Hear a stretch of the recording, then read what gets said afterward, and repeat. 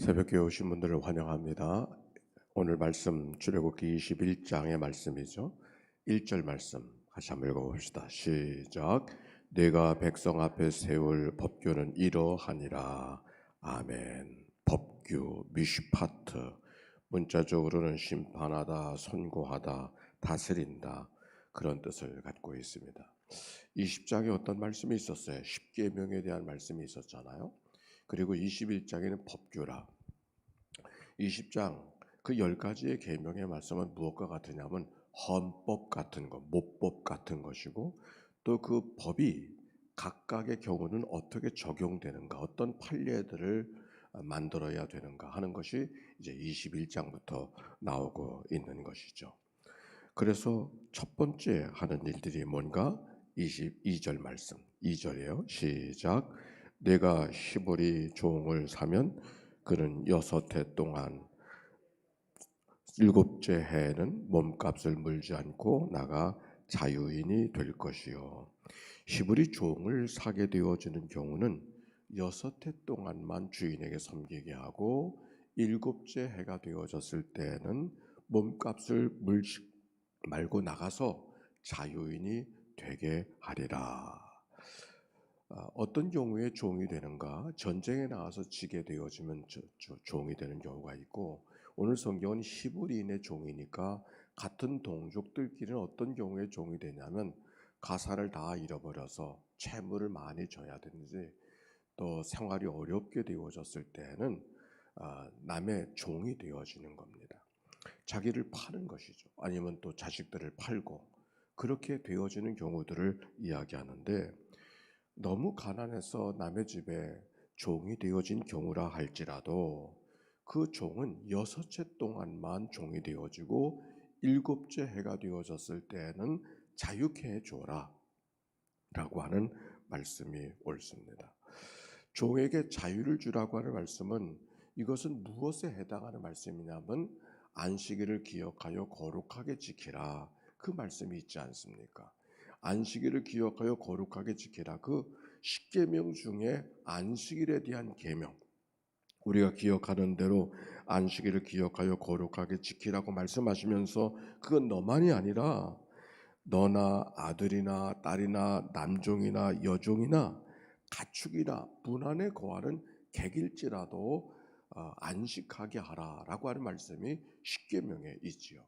그 여러 가지 계명, 10가지의 계명 가운데 길게 서술하고 있는 계명이 안식일에 대한 계명이었어요. 그런데 그 안식일에 대한 계명을 좀 더 구체적으로 실천하는 이야기가 오늘 21장 첫 번째 계명 법규로서 등장하고 있는 것이죠. 그래서 3절에 보니까 이렇게 말하고 있어요. 21장 3절. 만일 그가 단신으로 왔으면 단신으로 나갈 것이요, 장가를 들였으면 그의 아내도 그와 함께 나가려니와. 홀로 종이 되었으면 홀로 나가면 되어지지만, 그가 만약 아내를 데리고 왔으면, 장가를 들었으면, 그가 종으로 살다가 장가를 들었다 할지라도 그 아내도 함께 데리고 나가게 해야 된다. 그런 말씀이 오늘 성경의 말씀이에요. 신명기서 15장 13절에 보면은 어떤 말씀이 기록이 되어져 있냐면, 종을 자유케 할 때는 빈손으로 가지 못하게 하라, 그런 말씀까지 신명기 15장에 기록이 되어져 있는데, 종에게도 안식을 주고 종을 자유케 해야 된다고, 때가 되면 자유케 해야 된다고 하는 말씀이 여러 법규 가운데 첫 번째로 다루고 있다고 하는 말씀에 우리가 주목해야 됩니다. 왜? 여러 법규 가운데 자유케 하는 말씀, 특별히 종을 자유케 하는 이야기를 첫 번째로 다루고 있을까? 우연한 게 아닌 것이죠. 지금 이스라엘 백성들이 어디에서 나오는 거예요? 출애굽하지 않았습니까? 출애굽했던 이 이유가 어디에 있는가? 애굽에 종살이하던 그 백성들을 하나님이 자유케 해주시는 이야기와 그 역사를 이어가는 대장정 속에 오늘 십계명의 말씀을 주는데, 그러기 때문에 그 첫 번째 법규로 자유에 대한 말씀을 주고 계시다고 하는 이 이야기는 하나님의 관심이 어디에 있는가 하는 것을 말씀하고 있는 것이죠.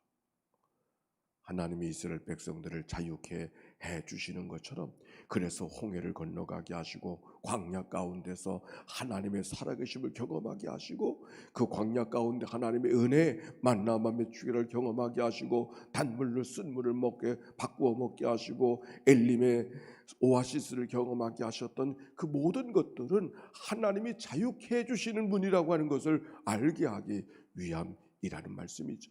마찬가지로 하나님이 오늘 우리를 향한 하나님의 관심이 어디에 있을까? 우리 한 사람 한 사람을 다 자유케 하시려고 하는, 우리 한 사람 한 사람을 다 자유케 하시려고 하는 그런 하나님의 인도하심이 우리 모두 가운데 있는 줄로 믿습니다. 우리는 자유한 것 같아도 종처럼 살아요. 무슨 종이 되어졌는가? 과거의 종이 되어요. 지나간 날들의 상처의 트라우마 속에 우리가 살아서 아무리 자유한다고 할지라도 우리의 삶이 과거에 붙들려 살아가요. 사람들이 살아가다 보면 때때로 언쟁이 높아지고 언쟁이 생기고 감정이 돋아지고 화를 낼 때가 있잖아요. 그 왜 화를 내는가? 과거의 상처를 건드리기 때문에 화를 내는 거예요. 이성적인 사람, 우리가 살아가면서 모든 것들이 다 평안하고 점잖게 살아가는 사람이 그 사람만의 트라우마가 있어서 그 어떤 이야기가 자기 과거의 어떤 트라우마와 연결되어졌을 때 과도한 반응을 보이게 되어요. 그게 과거의 종이 되어져 있기 때문에 그런 거거든요. 하나님은 우리를 다 자유케 하기를 원하신다고 하는 말씀이에요. 그런데 이런 일이 있어요. 여기 5절 말씀, 6절 말씀 같이 한번 읽어봅시다. 시작. 만일 종이 분명히 말하기를 내가 상전과 내 처자를 사랑하니 나가서 자유인이 되지 않겠노라 하면 상전이 그를 데리고 재판장에게로 갈 것이요 또 그를 문이나 문설주 앞으로 데리고 가서 그에게 그것에다가 송곳으로 그의 귀를 뚫을 것이라. 그는 종신토록 그 상전을 섬기리라. 무슨 말이에요? 하나님은 주인은 그를 종으로 자유케 하기를 원하지만, 종에서 자유케 하기를 원하지만, 그가 혹시 나는 자유하기를 원치 않냐고 주인 댁의 종으로 살겠습니다, 혹시 이런 사람이 있으면 어떻게 하겠는가? 그래도 나가라 그러지 말고, 정말 그러하니까 그렇다면 그를 데려다가 그 집 문설주, 문이나 설주에 데리고 가서 그것에다가 송곳으로 문에다가 귀를 대고 구멍을 뚫어줘라. 아이들이 가끔 아이들을 키울 때 보면 귀를 뚫어달라 그러죠. 그 귀를 뚫어달라는 이유가 뭔지도 모르고 귀를 뚫어달라고. 귀를 뚫는 이유가 어디에 있는가? 난 당신의 종으로 살겠습니다. 부모님들이 아이들에게 귀를 뚫어줄 때 그 아이들이 성함은 안 뚫어줄 수가 없어요. 그러나 성경 말씀을 가르쳐 주라고. 넌 이제 종이 되어야 되는 거야. 부모님 말씀 잘 순종해야 되는 거야. 가르쳐 주면서 귀는 뚫어주되 말씀 하나를 가르쳐 주고. 성경에 보니까 그렇잖아요. 귀를 뚫어주는 것은 난 당신의 종이 되겠습니다, 그런 뜻이죠. 그런데 이 말씀을 하면서 뭐라 그러냐면 내가 분명히 말한다 이렇게 말해요. 그렇죠? 5절에 만일 종이 분명히 말하기를 내가 상전과 내 처자를 사랑하니 나가서 자유인이 되지 않겠노라 하면, 또 말하고 또 말하면, 그렇게 확증 가운데 있으면은 그 종으로 살아가겠다는 사람을 받아줘라. 성경에 보면 그런 사람이 있어요. 스스로 종이 되겠다고 하는 사람. 그게 누군지 아세요? 예수 그리스도. 하나님의 아들이시나 하나님과 동등됨을 여기지 아니하시고 사람이 되어 이 땅에 오시고 종의 형체로 이 땅에 오셔서 십자가에 못 박아 죽으신 예수 그리스도, 우리의 종이 되신 예수 그리스도, 우리를 어떻게 살아가게 하실 것인가를 가르쳐 주시기 위해서 본보여 주신 예수 그리스도. 하나님은 우리를 자유케 하기 원하시지만 그러나 그 자유의 은혜에 너무 감격해서 스스로 종이 되어진 예수 그리스도, 그건 예수 그리스도만이 아니라 우리가 그렇게 살아가도록 만들어주시고 본보여주시고 가르쳐주시는 가르침이 이 말씀 속에 있는 것이죠. 강제로 종이 되어지는 것이 아니라, 어쩔 수 없는 종이 아니라 스스로 종되어 살아가는 자의 삶. 그러고 보니까 하나님은 우리의 창조자요, 우리는 피조물이요, 주인이 있는 자의 삶을 살아가는 게 우리가 살아가는 자의 삶이죠. 그런데 종되어진 모습이 억지로 어쩔 수 없는 종이 아니라 스스로 기꺼이 종이 되어 살아가는 삶, 그것이 하나님이 우리에게 원하는 삶이 아닌가요? 성경은 우리에게 그것을 이야기하는 것이죠. 그러기에 계명 가운데 첫 번째 법규로 종의 문제를 다루고 있는 것이죠. 사랑의 포로가 되어지고 사랑의 종이 되어지고 하나님의 은혜 앞에, 하나님의 사랑 앞에 견딜 수 없는 마음으로 하나님의 백성으로 살고 하나님의 종으로 살아가는 그런 믿음의 삶, 그것이 오늘 성경이 우리에게 이야기해주고 있는 것이죠. 어쩌면 그것이 오늘 우리가 살아가야 될 마땅한 본분이죠. 그리고 그 종됨을 잊어버리고 살 때 삶이 불편해지는 거예요. 화목함이 깨어지고 우리의 삶의 평강을 잃어버리고 살아가요. 집을 나갔던 야곱이 형 에서를 만나고 돌아올 때 했던 말이 뭡니까? 당신의 아우입니다. 야곱이가 아우로 돌아갔을 때 비로소 에서가 형님으로 그에게 대하게 되었을 때 비로소 형과 아우의 관계, 에서와 야곱의 관계는 화평의 관계로 바꿔지고 다시 산 길이 열려진 것이죠.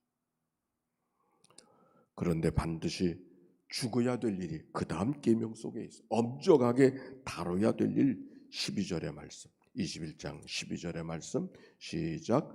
사람을 쳐 죽인 자는 반드시 죽일 것이나.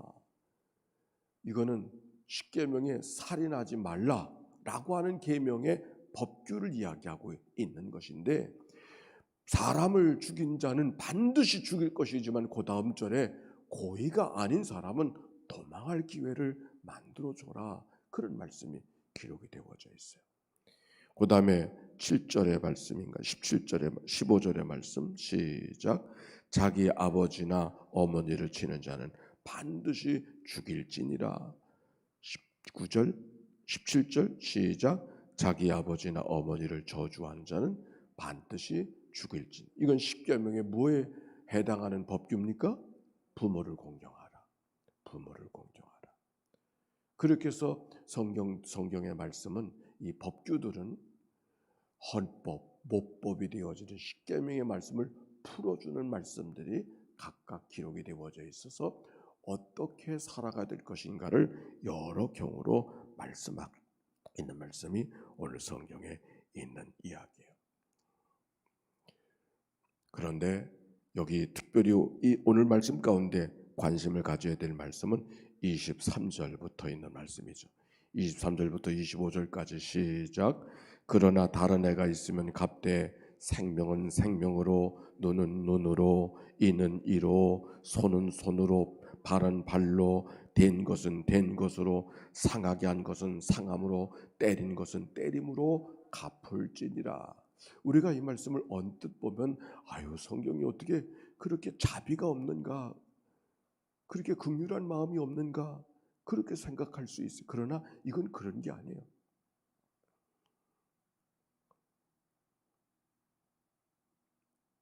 우리가 때때로 남에게 상해를 구했을 때, 상해를 받았을 때 되로 받고 말로 주는 그런 경우가 얼마나 많이 있어요. 특별히 힘 있는 사람, 권력을 가진 사람, 높은 지위에 있는 사람, 아니 주인들은 종을 되로 받고 말로 주는 경우가 얼마나 있겠어요. 바로 그런 것들을 그렇게 하지 말라, 그런 말씀이죠. 그가 내게 해를 끼친 것이 혹 있다고 하면 그만큼만 돌려주라, 그래서 정의를 세우라고 하는 말씀이 이 말씀 속에 담겨 있는 것이죠. 이 말씀 속에는 우리가 살아가면서 감정적으로 얼마나 충동적인가를 이야기하는 거예요. 우리가 이런 경우 저런 경우 하나님의 법도와 율례대로 살아갈 때 충동적으로 감정적으로 분노함으로 살지 말고 감정을 잘 억제하고 하나님이 우리에게 무엇을 원하시는가를 잘 귀담아 듣고 그것을 마음에 새기며 살아가라고 하는 그런 말씀이죠. 우리가 살아가면서 얼마나 감정적으로 행할 때가 많이 있습니까? 그래 지나고 나면 또 후회하고 그럴 때가 얼마나 많아요. 그럴 때마다 어떻게 해야 되어요? 하나님이라면 어떻게 하실까? 아니 하나님의 말씀은 내게 무엇을 말씀하고 계실까를 귀를 열고 마음을 열어서 들을 수 있어야 그것이 마땅한 삶이고 하나님이 우리에게 원하시는 자의 삶의 모습이죠. 오늘 성경의 말씀 어찌하든지 자유케 하기를 원하시는 하나님의 말씀. 그러나 우리가 스스로 하나님의 은혜를 기억하고 스스로 종이 되어진 삶을 살아가는 걸 얼마나 귀하게 여기는가. 오늘 성경이 우리에게 이야기하고 있는 것이죠. 질문합니다. 우리는 하나님의 은혜 속에 살아가는데 그래서 우리는 어떻게 하나님 앞에 종 되었음을 고백하고 살아가고 계십니까? 질문입니다.